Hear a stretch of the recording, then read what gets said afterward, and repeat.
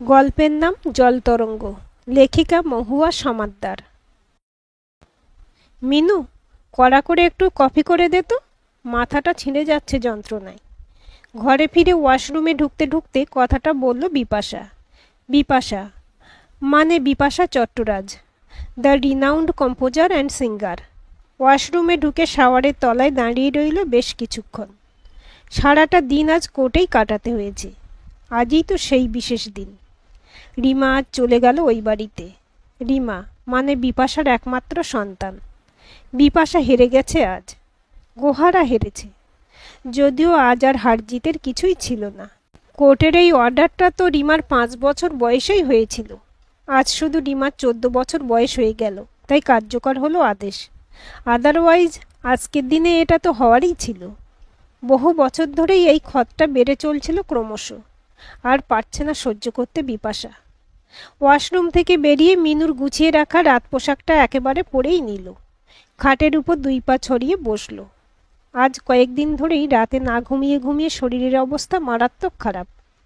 শেষবার রিমার ছলছল চোখ দুটোকে ভুলতে পারছে না কিছুতেই। কফি মাগ থেকে 1 সিপ কফি নিয়ে ভাবনায় তলিয়ে গেল সে। সেই 19 বছর আগে রায়বাড়িতে ছোট বউ হয়ে গেছিল। রায়বাড়ি কলকাতার 10টি বড়লোক বাড়ির মধ্যে একটি। সদ্য কলেজ শেষ করে মাত্র 21-এ বিয়ে হয়ে যায় বিপাশার। কলেজে পড়তে পড়তেই পাড়ার এক রেস্টুরেন্টে বন্ধুদের সাথে প্রদীপ রায় মানে বিপাশার শ্বশুরমশাই বিপাশাকে এক দেখাতেই পছন্দ করেছিলেন। কলকাতার বুকে 7টি বড় বড় রেস্টুরেন্ট রায়বাড়ির। শুধু তাই নয়, তার সাথে পেট্রোল পাম্প সহ আরও নানা ব্যবসা রায়বাবুদের। আবির মানে বিপাশার স্বামী ছিল ছোট ছেলে। সেই অর্থে বিপাশা ছিল রায়বাড়ির ছোট বউ। বিপাশাদের অত্যন্ত মধ্যবিত্ত সংসার। বিপাশার বাবা ছিলেন একটি হাই স্কুলের টিচার। তখন মাইনেপত্র সেরকম কিছুই ছিল না। ছোটবেলায় বিপাশার বন্ধুদের যখন 5-10টা জামা হতো, তখন হয়তো বিপাশাদের হতো একটি, বড়জোর 2টি করে জামা। বিপাশারা 2 বোন ছিল পিঠোপিঠি। বিপাশার বোন রিক্তা পড়াশোনায় ভীষণ ভালো ছিল। মাধ্যমিকে ভীষণ ভালো রেজাল্ট করায় বিপাশার বাবা অভিমন্যু চট্টরাজ ওকে বাইরে পাঠিয়ে দেন ওর পছন্দের বিষয় নিয়ে পড়ার জন্য। তারপর থেকে বিপাশা আরও ভীষণ একা হয়ে গেছে। আগে বোনের সাথে ঝগড়া মারপিট লেগেই থাকতো সবসময়। সেই সময়টা কী যে ভালো কেটেছে, সেসব কথা ভাবলে এখনও বুকের ভেতরটা কেমন যেন শিরশির করে ওঠে। নতুন জায়গায় গিয়ে মন দিয়েই পড়াশোনা শুরু করেছিল রিক্তা। রোজ নিয়ম করে ফোন করতো বাড়িতে। তারপর একদিন বাড়িতে ফোন এলো, রিক্তা আর নেই। হোস্টেলে সিনিয়র স্টুডেন্টদের নোংরা র্যাগিংয়ের শিকার হয়েছিল রিক্তা। তারপর থেকে সব সুখ যেন এক লহমায় কোথায় হারিয়ে গেছিল ওদের। ওদের সংসারের সারাটা আকাশ জুড়ে শুধুই ছিল কালো মেঘ। তারপর থেকে বিপাশার বাবার শরীর ভাঙতে শুরু করে। তারপর বিপাশার জন্য রায় পরিবার থেকে যেচে সম্বন্ধ আসা এবং ধুমধাম করে বিয়ে। বিপাশার বিয়ের পরের অসুখী জীবন অভিমন্যু চট্টরাজকে মৃত্যুর দিকে আরও ত্বরান্বিত করেছিল। বিপাশার বিয়ের বছর 2-এর মাথায় বিপাশার বাবা মারা গেলেন। তারপর মাও আর বেশি দিন বাঁচলেন না। বিপাশার এখনও মনে আছে মায়ের ভীষণ সুন্দর গানের গলা। কোনো দিন গান না শিখেও কী সুন্দর সুরতাল জ্ঞান। বিপাশা শুনতে পেত মা রান্না করতে করতে গাইতো রবীন্দ্রসঙ্গীত। প্রচণ্ড গ্রীষ্মের পরে এক পশলা বৃষ্টিতে যেমন মানুষের গায়ে শান্তির নিঃশ্বাস লাগে, তেমনি ছিল বিপাশার মায়ের গান। খুব ছোটবেলা থেকে গানই বিপাশার জীবন। গান গাইতে ভীষণ ভালো লাগতো। হয়তো মায়ের কাছ থেকেই পেয়েছে এই গুণ। তারপর একটু বড় হতেই নিজেই গান লিখত। উফ, নিজের লেখা গানগুলো যখন গাইতো তখন যে কী আনন্দ হতো সে আর বলার নয়। রক্ত যেন টকবক করে ফুটতো তখন। ওর খুব ইচ্ছে ছিল একদিন ওর গানে সারা পৃথিবী মাতাল হবে। একদিন বিপাশার গান আকাশ বাতাস ছুঁয়ে ছুঁয়ে যাবে সব মানুষের মন, ভাবত সে। তারপর রিক্তার চলে যাওয়া কিছুদিনের জন্য স্তব্ধ করে দিয়েছিল বিপাশাকে। কিচ্ছু ভালো লাগতো না আর। যে মায়ের হাতে রান্না খাওয়ার জন্য বিপাশার বন্ধুরা প্রায় হানা দিত বিপাশার বাড়িতে, সেই মা রান্নায় নুনের বদলে চিনিও দিয়ে দিত কখনো সখনো। রান্নাঘর থেকে গানের বদলে ডুকরে কেঁদে ওঠার আওয়াজ আসতো প্রায়। বিপাশাও আর গাইতে পারত না। গান গাইতে গেলেই একদলা কান্না গলার কাছে এসে আটকে যেত। তারপর ওর এক বন্ধু অরিন্দম একদিন ওকে ডাকলো। ওকে বলল ওর লেখা একটা গান চাই, সুর অরিন্দম দিয়ে দেবে, কিন্তু গাইতে হবে বিপাশাকে। একটি ক্যাসেট কোম্পানিকে পাঠাবে। ভীষণ কষ্ট বুকে নিয়ে বিপাশা লিখেছিল, যে কুঁড়িটা বসেছিল ফোটার অপেক্ষায়, হয়তো কোনোদিন মনের মাঝের কান্নারা সব এলোমেলো চাই বাঁচারই আশায়। যে বুকেতে ছিল সেদিন নৌকাডুবির ঝড়, ইচ্ছে প্রদীপক্ষীণ, অমানুষের নোংরা নেশা, ভীষণ বর্বর মনটা হলো জড়। আবার কোথাও হয়তো ফিরে পাওয়া ভালোবাসা দিন, নতুন সূর্য নিয়েই এই গান গাওয়া জীবন হোক রঙিন। যে কুঁড়িটা চেয়েছিল বাঁচার জন্য হাই, বুকেতে চিনচিন, আর না হোক কোনো ফুল, এমন নিরুপায় বাঁচারই আশায়। সেই মিউজিক কোম্পানি গানটি নিয়েছিল, ভীষণ রকম পপুলার হয়েছিল সেই গানটি। তারপর থেকে অনেক মিউজিক কোম্পানি ওদের দিয়ে অনেক কাজ করাচ্ছিল। ধীরে ধীরে গানের হাত ধরেই জীবনে ফিরে আসছিল বিপাশা। সেই সময় বন্ধুদের ট্রিট দিতে একটি রেস্টুরেন্টে এসেছিল বিপাশা, আর সে সময় প্রদীপ রায়ও সেই রেস্টুরেন্টে এসেছিল কোনো এক কাজের প্রয়োজনে।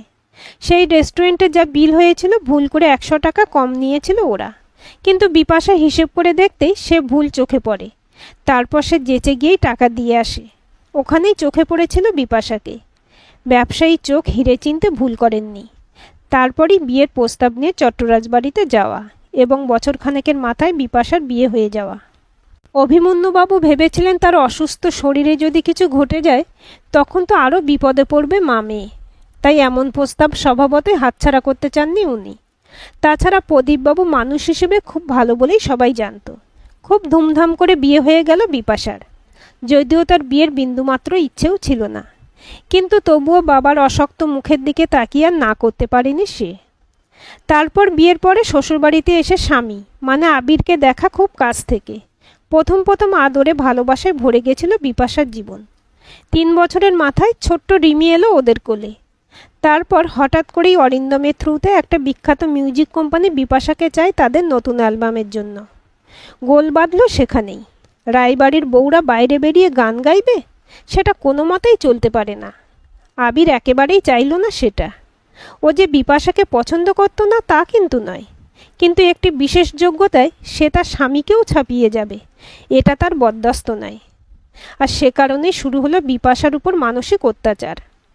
বিপাশা আবিরকে বোঝানোর অনেক চেষ্টা করেছে, কিন্তু না, কোনোভাবেই পারেনি সে আবিরকে এইটুকু কথা বোঝাতে যে সে গান লিখুক বা গান করুক তাতে আবিরের সম্মান কমবে না, বরং বাড়বে। কিন্তু সে তো তখন তার বৌদিদের পরামর্শেই চলছে। বিপাশার জায়েরাও এই ব্যাপারটা সহ্যই করতে পারেনি, কারণ এতে যে বিপাশাকে অনেক বেশি পরিচিতি দেবে লোকের কাছে। যাই হোক না কেন, বিপাশাও গান ছেড়ে আর থাকতে পারছিল না। আসলে গানটাই যে ছিল তার বেঁচে থাকার অক্সিজেন। কি করে তাকে ছেড়ে সে বাঁচতে পারে? আবিরের অত্যাচার, জায়েদের প্রতিটা মুহূর্তে অপমান আর মেনে নিতে পারছিল না সে। তাই বাধ্য হয়ে প্রদীপবাবুর দেওয়া ফ্ল্যাটে সে তার বছর 3 রিমিকে নিয়ে চলে এলো। শ্বশুরমশাই বেশ পছন্দ করতেন বিপাশাকে ও সৎ সোজাসাপটা ব্যবহারের জন্য, কিন্তু বাড়ির অন্যান্যদের চাপে সে আর কিছু করে উঠতেই পারেননি। কারণ আবির কথায় কথায় তাকে দোষী করত যে প্রদীপবাবুর জন্যই নাকি তার জীবনটা নষ্ট হয়েছে। এই জন্যই সে আর কিছুই করে উঠতে পারেননি, শুধু বিপাশার নামে একটা ফ্ল্যাট কিনে দেওয়া এবং বিপাশার অ্যাকাউন্টে কয়েক লাখ টাকা ফেলে দেওয়া ছাড়া। বিপাশা তার বছর 3 মেয়েকে নিয়ে চলে এলো তার নতুন ফ্ল্যাটে, কিন্তু আবির চাইল বিপাশা যেখানে খুশি থাকুক, তা নিয়ে তার বিন্দুমাত্র মাথা ব্যথা নেই। কিন্তু রায়বাড়ির মেয়ে রায়বাড়িতেই থাকবে, অন্য কোথাও যাবে না। আবির কোর্টে কেস করল, কিন্তু জাজ জানালেন এই শৈশবে একটি শিশুর সবচেয়ে বেশি প্রয়োজন তার মায়ের। তখনই আবিরের আইনজীবী এই ব্যবস্থা করে যে রিমি 14 বছর বয়সে সে তার বাবার কাছে চলে আসবে। তারপর থেকে এক বিষাক্ত যন্ত্রণা বিপাশার শরীর মন জুড়ে ছিল। যে মেয়েটাকে একটা মিনিটের জন্য কাজ ছাড়া করেননি, আজ সে তার কাছ থেকে কত দূরে। কতদিন গানের রেকর্ডিংয়ের সময় রিমি থেকেছে বিপাশার সাথেই। মায়ের সব লড়াইয়ে পাশে ছিল রিমি। হয়তো শারীরিক কোনো সাহায্য সেদিন ওই ছোট্ট মেয়েটা করতে পারেনি, কিন্তু ওকে বুকে জড়িয়ে ধরে যে সাহস, যে মনোবল আবার ফিরে পেয়েছে বিপাশা, সে তো কোনো অংশেই কম ছিল না। বারে বারে বিপাশা যখন ভেঙে পড়ত, একটু বড় রিমি মাকে উৎসাহ দিত। ও বলতো, মা, ইউ হ্যাভ টু ডু মা, you are my best mom না। সত্যি এই কথাগুলি বিপাশার মরে যাওয়া ইচ্ছেগুলোকে আবার জাগিয়ে তুলত। হয়তো এভাবেই বিপাশা বেঁচে থাকার বিশ্বাস ফিরে পেত বারে বারে। বেঁচে থাকার প্রয়োজন অনুভব করত সে। বিপাশার সাথে কোনো দিন মিনু শরীর খারাপ থাকলেও স্টুডিওতে যেত। রিমিও গানের বিষয়ে অগাধ জ্ঞান, যদিও পড়াশোনার চাপে সেভাবে কিছু করতে পারে না। তাছাড়া বিপাশা ওকে কিছুতেই জোর করে না, ওর যা ভালো লাগবে তাই করবে। এই তো সেইবার বছর দুয়েক আগে একটা গান বিপাশারই লেখা, বিপাশাই গাইছিল, কিন্তু দুটো লাইন কিছুতেই তার পছন্দ হচ্ছিল না। রিমি সেই সময় বিপাশার সাথে স্টুডিওতেই ছিল। হঠাৎ রিমি লাইন দুটো এভাবে বলল, যে রঙেতে সাজিয়েছিলাম মন খারাপের ঘর, সে রঙেতেই আজ যে আমায় করলি রে তুই পর। বিপাশা অবাক হয়ে তাকিয়েছিল রিমির দিকে। সেই দিনই বিপাশা বুঝতে পেরেছিল গান এই মেয়ের রক্তের প্রতিটি কণায় আছে। খুব বিখ্যাত হয়েছিল গানটি। পুরোনো অ্যালবামটা নিয়ে বসলো বিপাশা। কত ছোটবেলার ছবি থেকে এই সময়কার পর্যন্ত ছবি। এক টুকরো মাংসের দলাকে ভালোবাসা, উত্তাপ দিয়ে বাড়িয়ে তোলার ছবি, ছোট্ট এক টুকরো প্রাণকে বাঁচিয়ে রাখার ছবি। গানের ডায়েরিটা টেনে নিল বিপাশা। এই যন্ত্রণাগুলিকে গান করে ফুটিয়ে তুলে যদি তার বুকের যন্ত্রণা কিছু কমানো যায়, সেই রকমই হয়তো কিছু ভাবল সে। আকাশ তোকে লিখব রে আজ চিঠি, আমার বুকে বওয়া বাতাস মিঠি, ভালোবাসা শুধু ছায়ায় বাঁচে, যন্ত্রণারই উনুন নামক আঁচে। মেঘ ফিরেছে সেও নিজের ঘরে, শুধুই আমি হারিয়ে গেছি ঝড়ে। ভীষণ রকম ঝড়ে তোকেই মনে পড়ে, কান্না গেছে হেরে, উঠলি যেদিন বেড়ে, আয় কাছে আয় আমার বুকে ফিরে, অন্ধকারে যাচ্ছে মিশে ধীরে, আয় কাছে আয় ফিরে, আয় কাছে আয় ফিরে। লিখতে লিখতেই চোখ দুটোতে কেমন যেন অন্ধকার নেমে এলো বিপাশার। মিনু রাতের খাবার ডাইনিং টেবিলে সাজিয়ে বিপাশাকে ডাকতে এলো। মিনুরও আজ মনটা বড্ড খারাপ। নয় নয় করেও 10-10টা বছর আছে বিপাশা দিদির কাছে সে। হয়তোবা বিপাশার চেয়ে কয়েক বছরের ছোট হবে মিনু। 6 ভাই বোন ছিল মিনুরা। খুব অল্প বয়সে মিনুর বাবা 4 বোনকে বিয়ে দিয়ে দিয়েছিল। বিয়ের বছর দশকের মাথায় মিনুর স্বামী মারা যায়। জরায়ুর কিছু সমস্যা থাকায় কোনো বাচ্চাও ছিল না। ফলে স্বামীর মৃত্যুর পর শ্বশুরবাড়িতে তার আর জায়গা হয়নি। বাবা মা ভাইদের সংসার রয়েছে। ভাইদের বউয়েরা মোটেই চায়নি বিধবা ননদ এসে ঘাড়ের উপর বসুক, তাই কাজের বড়ই প্রয়োজন ছিল। আর বিপাশারও সেই সময় পিছুটানহীন মহিলার ভীষণ প্রয়োজন ছিল। তাই সেই সময় থেকে বিপাশার কাছে আছে সে। বিপাশা দিদি খুবই নরম মনের মানুষ, সারাদিন গান বাজনা নিয়েই আছে। যখন মিনু কাজে যোগ দেয় তখন রিমি ছিল বছর 4-এর ছোট্ট মেয়ে। নিজের অপূর্ণ মাতৃত্বের সবটুকু উজাড় করে দিয়েছে সে রিমিকে। বিপাশা দিদি যখন ডায়েরিতে গান লিখত, রিমি মিনুর কাছেই থাকতো। রাতেও কখনো সখনো রেকর্ডিং সেরে ফিরতে দেরি হলে মিনুই রিমিকে বুকে নিয়ে ঘুম পাড়িয়েছে। কতদিন রিমির বায়নাতে মিনুকে শুদ্ধ বিপাশার রেকর্ডিংয়ে যেতে হয়েছে। বিপাশার কাজের সময় মিনু রিমিকে নিয়ে বসে থাকতো। বিপাশাদির গানটা রিমিও গাইতো, তবে সুরটা কোথাও কোথাও পাল্টে দিত। মাসি বলে ডাকলেও মিনু যেন ছিল তার আর এক মা। সব কিছু ঠিকঠাকই চলছিল, কিন্তু কি এক অর্ডারে আজ রিমিকে ওর বাবার কাছে পাঠিয়ে দিতে হয়েছে। সকাল থেকে মিনু কাঁদছে, তার কিচ্ছু ভালো লাগছে না। রিমির ঘরের সামনে কতবার ভুল করে চলে এসেছে। সারা বাড়িটা যেন খাঁ খাঁ করছে। এত ঠান্ডাতেও যেন মিনু ঘামছে। সেই সকালে দিদি রিমিকে নিয়ে বেরিয়েছে। সন্ধ্যাতে দিদি ফিরল একা। রিমি আসেনি, হয়তো আর আসবেও না। মেয়েটা এখন 1 চামচ ভাতের সাথে একটু চিকেন খায়, তাও প্রায় মশলা ছাড়া। বেশি তেল মশলা ওর একেবারেই পছন্দ নয়। আজ রাতে বেচারি কি খাবে কে জানে। বুকের মধ্যে কেমন যেন একটা চিনচিনে ব্যথা হচ্ছে মিনুর। হ্যাঁ, এই ব্যথাটাই হয়েছিল যেদিন স্বামী শূন্য ঘরে শাঁখা সিঁদুর হারিয়ে গঙ্গা স্নান করে ফিরেছিল সে। সেই একই যন্ত্রণা। কেন যে ঠাকুর বারে বারে আমার থেকে সব কেড়ে নেয় কে জানে। ভাবতে ভাবতে আবার কেঁদে ফেলল বিপাশা দরজার সামনে এসে। তারপর চোখ মুছে দুবার বিপাশার দরজায় নক করল সে। না, খুলছে না দরজা। বোধহয় ঘুমিয়ে পড়েছে দিদি। আসলে সারাটা দিন খুব কষ্টে কেটেছে মানুষটার। ভেতর থেকে বন্ধ করেনি দরজা। একটু ঠেলতেই খুলে গেল দরজা। ভেতরে ঢুকে দেখল ডায়েরি খোলা। কিছু লিখতে লিখতেই হয়তো ঘুমিয়ে পড়েছে। দিদি, দিদি ওঠো, যা খাবে দুটো খেয়ে নাও। ও দিদি, দিদি একটাবার চোখ দুটো খোলো দিদি। রিমি তো আমারও মেয়ে দিদি। আমারও তো বুকটা পুড়ে যাচ্ছে গো, কিন্তু তবুও তো সব কিছু সহ্য করতে হচ্ছে বলো। তবু তো তোমার গান আছে, গানের মধ্যেই তোমার যন্ত্রণা মিশে যাবে। আমার তো তাও নেই গো দিদি, তবুও তো আমি বেঁচে আছি। এর আগে স্বামীকে খেয়েছিলাম, আর আজ মেয়েটাও চলে গেল আমাদের ছেড়ে। তবুও তোমায় বাঁচতে হবে দিদি। একদিন তোমার গানই রিমিকে আমাদের কাছে ফিরিয়ে আনবে। তোমাকে যে বাঁচতেই হবে তার জন্য, আমার জন্য। চোখ খোলো, চোখ খোলো দিদি বলে ডাকতে লাগলো মিনু। কিন্তু বিপাশা চোখ খুলল না, তাকালোও না, এক ফোঁটা নড়লও না। মিনুর মনে কেমন কু ডাকলো এবার। কিছু হয়নি তো তবে? এবারে জোরে জোরে নাড়তে লাগলো বিপাশাকে, কিন্তু কই, উঠছে না তো। দিদি, দিদি, তুমি ওঠো, ওঠো, ও দিদি। কিছু উপায়ান্তর না দেখে ড্রাইভারকে ফোন করে ডাকলো মিনু। তারপর বিপাশাকে নিয়ে অ্যাম্বুলেন্সে বসালো। বিপাশার মাথাটা মিনু নিজের কোলে নিয়ে বসলো। এর আগে এমনভাবেই মিনু ও স্বামীর মাথা কোলে নিয়ে চলেছিল হাসপাতালে। অনেক অনেক চেষ্টা করেছিল মিনু, কিন্তু বাঁচাতে পারেনি সে। আজ আবার সেই রকমই আর একটা দিন। সেদিন মিনুর দারিদ্র মিনুকে হারিয়ে দিয়েছিল, কিন্তু আজ সে হারবে না, কিছুতেই না। বিপাশার দিকে সে সুস্থ করে ফিরিয়ে আনবেই। সোজা হাসপাতালে গেল। সেখান থেকেই রিমিকে ফোন করলো মিনু। রিমি ফোন ধরেই বলল, আমি আসছি এক্ষুনি। হাসপাতালে নেওয়ার পরপরই চিকিৎসা শুরু হলো বিপাশার। কলকাতার সবচেয়ে দামি হাসপাতালে নিয়ে এসেছে মিনু। মিনুর কাছে ভর্তি টাকা রয়েছে। বিপাশাই দিয়ে রেখেছে মিনুকে, যদি কখনো প্রয়োজন হয়। রিমি ঘণ্টাখানেকের মধ্যেই পৌঁছালো। হসপিটালে এসেই সে ডাক্তারদের সাথে আগে কথা বলল, তারপর হসপিটালের বাইরে বসলো। ডাক্তার 24 ঘন্টায় বিপদ কেটে যাবে বলেছেন। মিনু সেই কথা শুনে স্বস্তির নিঃশ্বাস ফেলেছে। মিনু বলল, তুমি ঘরে গিয়ে বিশ্রাম নাও, এমনিতেই সারাটা দিন বিশ্রাম পাওনি কোনো। যাও, ঘরে যাও। মা তোমার জন্য খুব কষ্ট পাচ্ছিল আজ অনেক দিন ধরে।